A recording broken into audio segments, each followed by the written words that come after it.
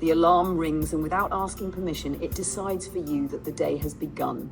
You don't choose it, yet you obey. Isn't it strange that the first sound that pulls you from sleep isn't the song of birds or the warmth of silence, but a noise set by someone else? A manufactured rhythm, a reminder that your time is not fully your own. And still you rise, because that's what everyone does. You rise because the world insists that you must. Your hand!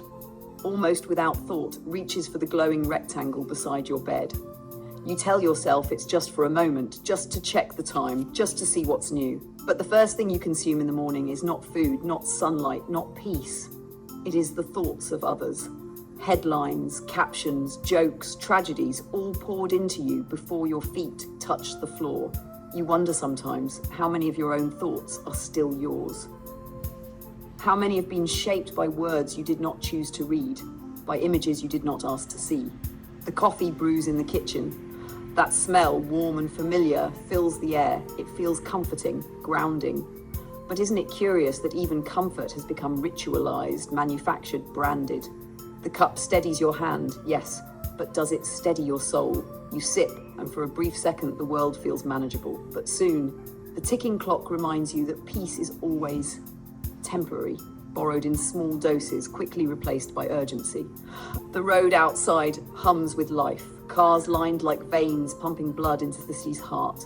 You take your place in the stream, another metal box carrying another body, moving toward another day that looks suspiciously like the one before. You glance at the driver next to you. For a second, your eyes almost meet, but the light changes, the cars move, and both of you disappear again into your separate orbits. Together, yet alone. Do you ever wonder how many lives pass inches from yours every day and how few ever touch? The hours ahead unfold in predictable rhythms, passwords, emails, logins, meetings. The repetition feels safe, but isn't safety sometimes just another word for confinement? Everyone says they are busy, as if busyness were a badge of honor, proof that their existence matters. You say it too, but deep down, you know that busyness and meaning are not the same. You can be busy every moment of your life and still feel an emptiness so wide that nothing seems to fill it.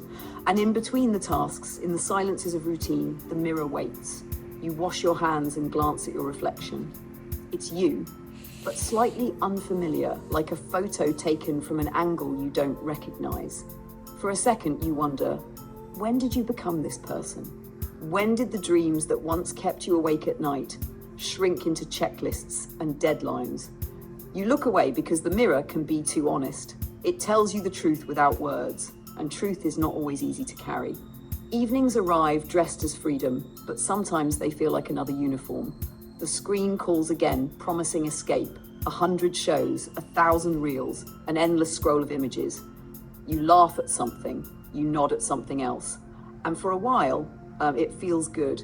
Yet after the laughter, after the scrolling, when the screen finally dims, the emptiness is still there, waiting like a quiet shadow. Why does distraction always leave you more tired, never more whole? Food arrives at your door, neatly packaged, sealed in layers of plastic. Someone grew it, someone carried it, someone's sweat and labor made it possible. But you don't know their names, and they don't know yours.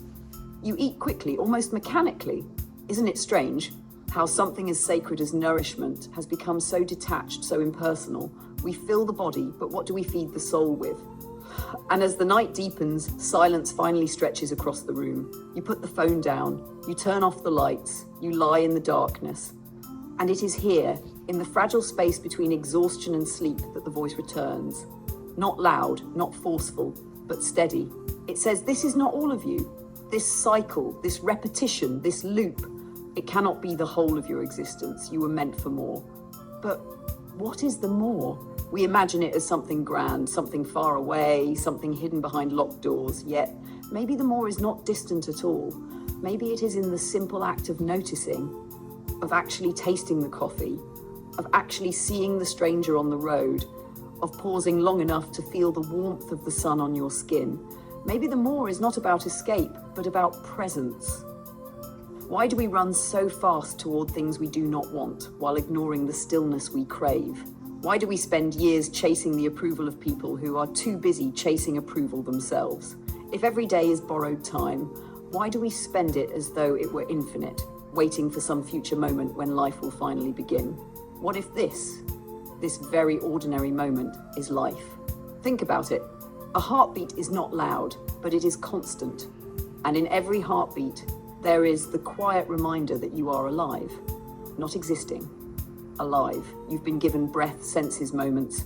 Isn't it a tragedy to live them as if they belong to someone else?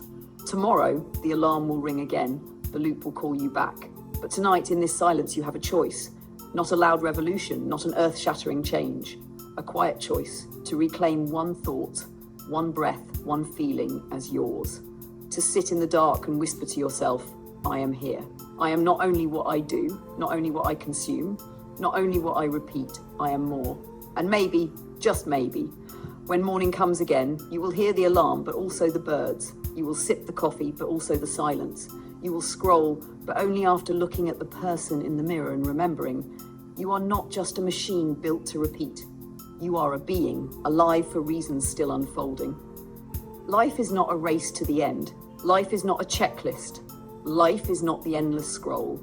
Life is the pause, the noticing, the reflection, the fragile, fleeting beauty of being aware that this moment is the only one you truly hold. So tonight, let the silence be yours. Let it remind you that no matter how loud the world becomes, there is a place inside you it cannot touch, a place that is still free, and in that place, you will always find the truth. You are alive, and that is enough.